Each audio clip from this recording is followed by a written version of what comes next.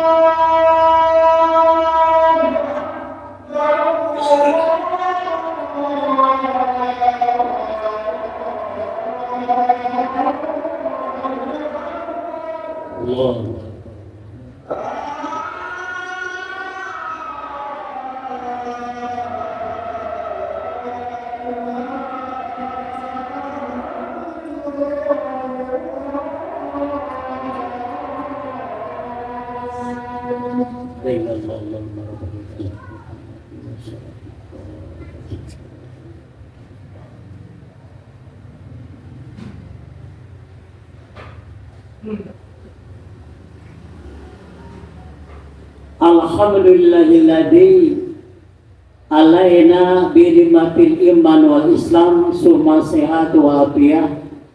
Asyhadu an la ilaha illallah wa la syarikalah wa asyhadu anna Muhammadan abduhu wa rasuluhu la nabiyya ba'dah. Allahumma shalli ala Muhammad wa ala alihi wa sahbihi ajmain, amma ba'du. Al-hadirun, ittaqul haqqa tuqatih wa la tamutunna illa wa antum muslimun.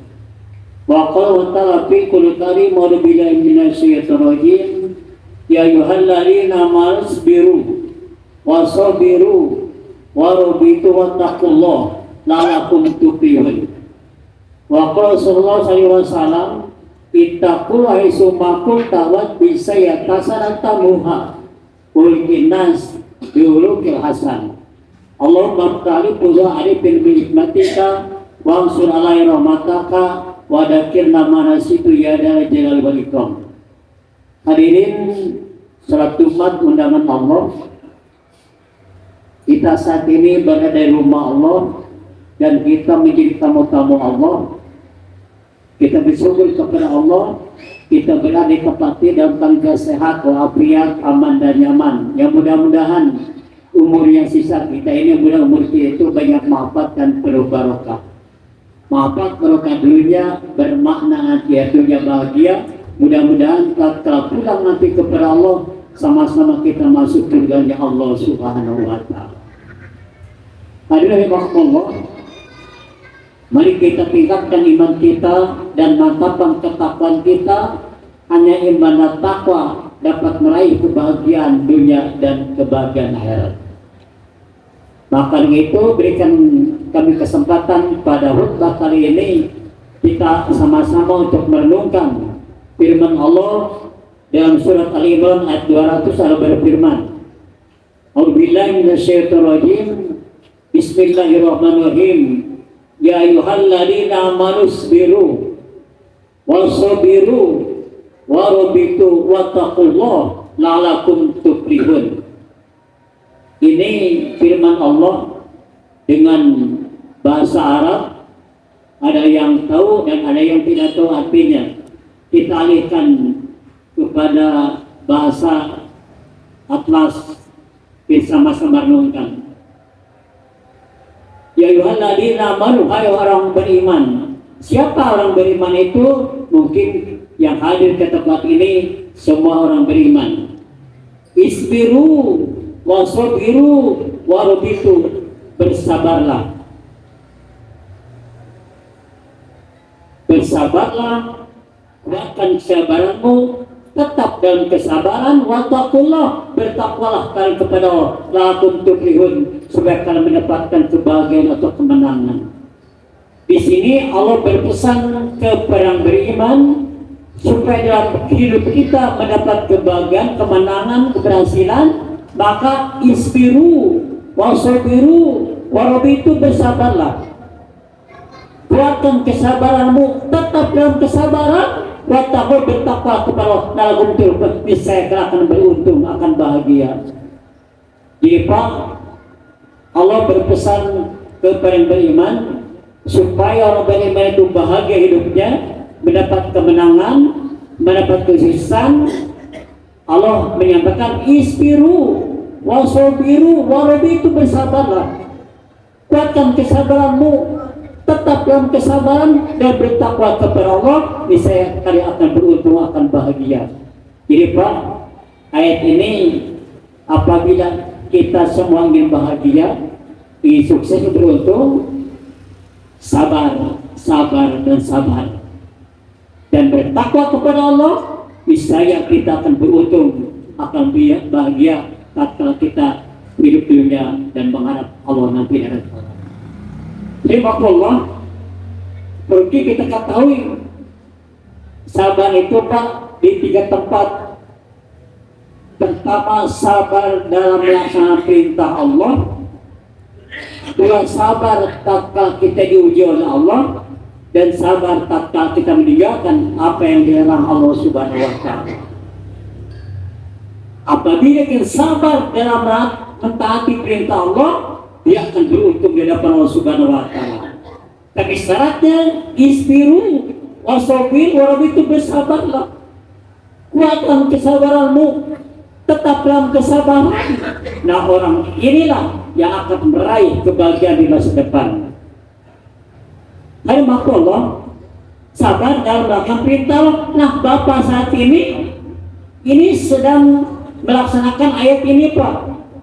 Sedang sabar kita melaksanakan perintah Allah, dan kita sedang takwa kita kepada Allah. Mengapa? Karena takwa itu intisal wamili wa tinabun nawahihi. Melaksanakan perintah Allah kan takwa. Kan kita saat ini hari ini diseru oleh ya ayyuhalladzina amanu idza nudiya lis-salati pas oleh dikira yang beriman. Apabila kau diseru untuk sholat Jumat, segera hadir. Bapak hadir ke tempat ini merupakan tanda orang yang akan bahagia di masa depan, Pak. Tapi bukan hanya Jumat saja, Pak. Setiap Allah menyeru dengan suara adzan, kita persiapkan melakukan sabar dan tetap bersabar untuk memerintah Allah, maka orang tersebut akan meraih kebahagiaan, keberuntungan di masa depan. Maka Pak, usahakan kita tetap sabar apabila Allah mengundang kita, memanggil kita, terutama sholat. Apa keuntungannya bagi orang yang mendirikan sholat? Tadi kalau mengatakan apabila kamu sabar dan ketakwaan, kan akan beruntung. Apa keberuntungan bagi orang yang sholat, Pak? Nah, saya sampaikanlah, sering saya sampaikan hadis ini, Pak. Tabarakallahu ta'ala, Allah memberkah dan mewasiatkan Nabi Muhammad SAW orang yang selalu mendirikan sholat. Ini taraktu ala ummati khamsa salawatin. Hai Muhammad, kami wajibkan kepada umatmu sholat 5 waktu. Wahidu indi adan, dan aku berjanji satu perjanjian. Man khafado alaihinna, barang siapa yang memelihara suatu 5 waktu, adkhulul jannah, aku akan masukkan mereka ke surgaku. Dan aku tidak ada perjanjian bagi orang-orang yang tidak memelihara suatu 5 waktu. Jadi kemenangannya, Pak, orang yang suka suatu 5 waktu mendapat kemenangan jamin Allah, surga jannatul naim. Allahu Akbar. Jadi Pak, kalau Bapak sering sholat 5 waktu tepat waktu, itu akan mendapat kemenangan. Apa kemenangannya? Surga dijanjikan oleh Allah. As-sholatu miftahul jannah. Sholat itu ada kuncinya surga. Mudah-mudahan Bapak semua mendapat kunci surga. Tatkala pulang nanti kepada Allah, kita masuk surga Allah Subhanahu wa ta'ala. Apalagi perintah Allah dan Rasul, usahakan Pak sholat rawatib. Sholat perintah Allah dicontohkan Rasulullah SAW, sehingga Rasulullah memberikan kebahagiaan bagi orang yang sabar melakukan sholat rawatib. Kita simak sama-sama Pak ini hadisnya. Man sholat fi yaumi walakin tisni asratan raka'atan, barang siapa yang melaksanakan sholat rawatib baik siang ataupun malam 12 rakaat, Pak. Wani Allah lahu baiti fil jannah, maka Allah akan membangunkan bagi orang tersebut surga. Maaf, di surga nanti adalah gedung yang paling mewah, baiti jannah ya Allah wa'ala. Jadi Pak, ini bonus dari Allah kepada orang yang melakukan sholat wajib dengan kesabaran. Saya samaran 12 rakaat, 4 rakaat sebelum duhur, 2 rakaat sesudah duhur, pada maghrib setelah 2 rakaat pada maghrib, 2 rakaat pada isya, 2 rakaat pada subuh. Barang siapa yang sabar melakukannya 12 rakaat itu, maka kemenangannya, kebahagiaannya, Allah akan memberikan kepada mereka gedung di surga Allah Subhanahu wa ta'ala. Allahu Akbar. Karena apa? Rasul Isra Mi'raj, ada malaikat sedang membangun gedung di surga. Tapi berarti ditanya oleh malaikat itu, "Hei malaikat, mengapa kalian berhenti membangun gedung?" Kata mereka, karena tidak ada transfer dari orang yang punyanya. Menurut saya Pak, apabila Bapak membiasakan suatu waktu 12 rakaat tapi kita berhenti sampai dengan Bapak membangun gedung di surga, tetapi dikenakan berhenti sholatnya, maka gedungnya belum jadi. Jadi Pak, kalau Bapak ingin gedung di surga nanti Pak, usahakan Pak sholat rawatib 12 rakaat. Saya sampaikan, Badur 4 rakaat, Ba'da Duhur 2 rakaat, Ba'da Maghrib 2 rakaat, Ba'da Isya 2 rakaat. Kalau bisa kan jadi bersekat Pak.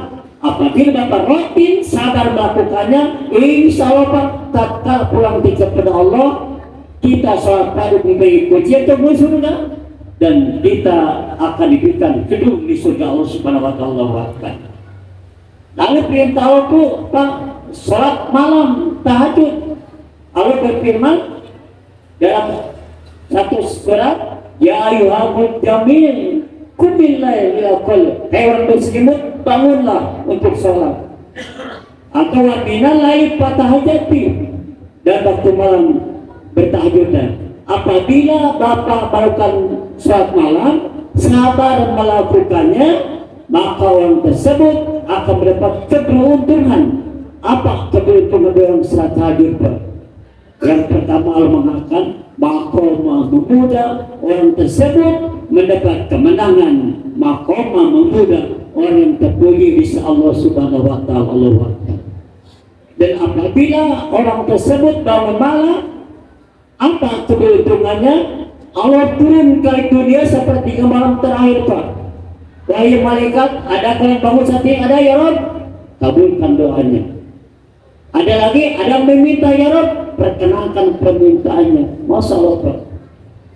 Ada mohon ampun, ampuni dosa-dosanya. Itu kemenangan bagi orang sholat tahajud Pak.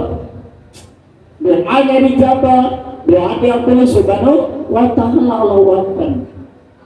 Apalagi kalau Bapak nanti sebelum sholat subuh, sholat qiblat fajar pada subuh, Allahu Akbar Pak. Sabar melakukannya. Rasul mengatakan keberuntungan tadi sholat fajri khairu min dunya wa ma fiha. Sholat subuh pada subuh 2 rakaat, pahalanya lebih baik daripada segala dunia dan segala isi. Ini merupakan kemenangan bagi yang beriman. Sabar melakukannya, insya Allah Bapak akan bahagia di masa depan nanti. Dan terakhir Pak, sekarang kan banyak orang pergi ke Mekah Mukarramah yang sedang haji dan umroh. Nah, ada hadis Pak, kita ingin haji dan umroh tapi kemampuan tidak mampu, mungkin kena tulisnya atau kena waktunya. Ini saya tadi mendengar Pak, di atas ini suka diadakan talim sesudah sholat subuh. Hadis saya mengatakan, man sholat al-fajri sumajah sapi musola yang ta'ala hada bupati karena tadi haji tamatan. Barang siapa yang sholat subuh Pak berjamaah, lalu duduk di tempat sholat, sabar berzikir kepada Allah Pak, baik baca Quran atau talim tadi sampai terbit matahari jam 6 lebih tempat dari Pak. Lalu sholat 2 rakaat.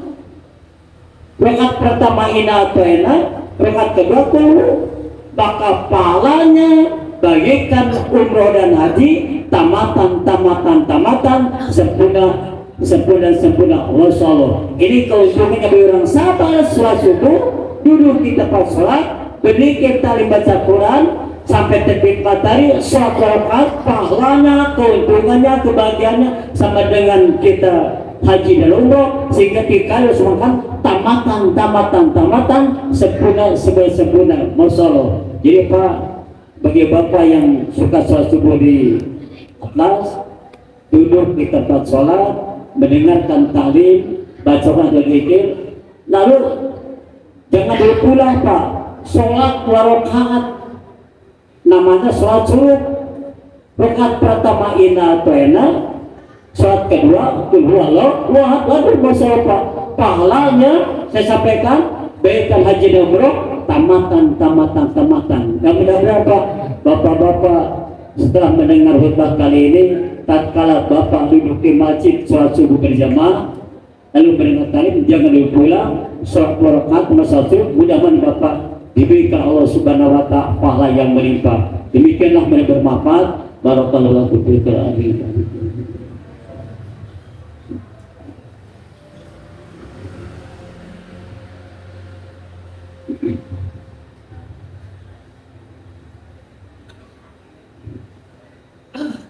Alhamdulillah wa syukru ala ni'amillah wa salatu wassalamu ala rasulillah wa alihi wa sahbihi wa mawala.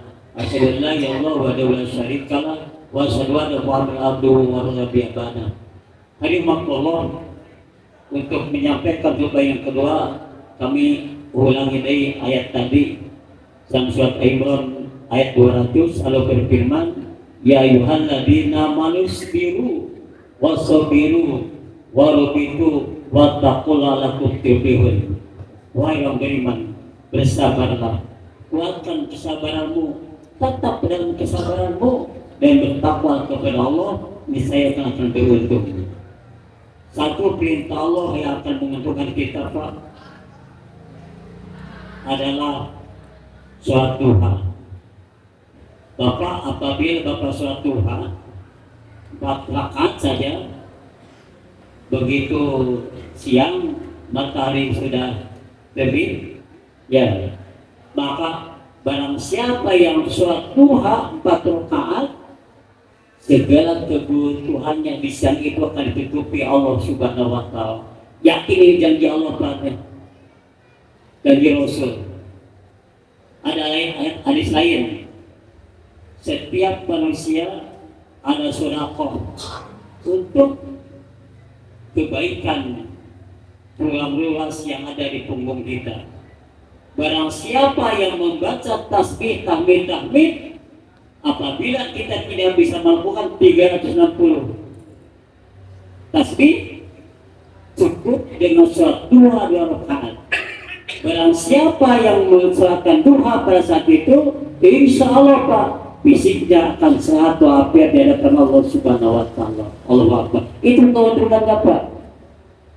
Satu lagi lah hadis, barang siapa yang sholat duha, nanti di surga itu, Pak, ada yang menyeru, wahai saudara-saudaraku, masuklah ke pintu surgaku, dan tidak akan bisa masuk ke tempat ini kecuali orang yang suka melaksanakan sholat duha. Masalah. Jadi, Pak, sholat duha itu pintu untuk masuk surga, dan tidak ada orang yang bisa masuk kecuali ke tempat itu kecuali orang yang senantiasa sholat duha.